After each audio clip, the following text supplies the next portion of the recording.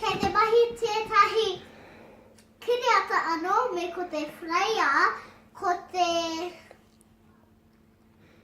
tiki taonga me whakapai. Ko ihi pera tēnei me ko taukini tōku ingoa. Ai, ka haere tātou ki te whakapai. Ko tēnei te ruma o ihi pera. He tino paru. Ai, te tiro ki te papa. Ka mahi tōna taina i tēnei. Ai, he I tēnei. Ua tēnei. He tino mama noi ho tēnei moa hauna te mea. He pai ai ki te whakapai kari au i mohi o i ia. But He pai rawa atu. Ai, me whakapai tātou. Ai.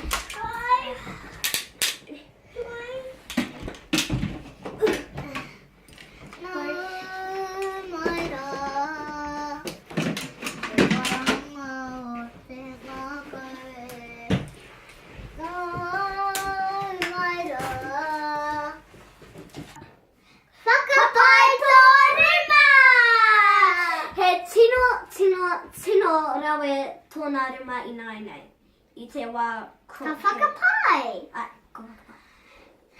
Remember everybody to clean your room because it's very important. And if you don't clean your room, your mum and dad are going to growl you. Okay? So, remember to clean your room. Ai, me mahi koutou I tēnei. Whakapai tōrua I ngā wā katoa. Ne koutou? Ai. Kōrero ai. Ko te whraia o te wiki, ko te whakapai. That means clean up your room. And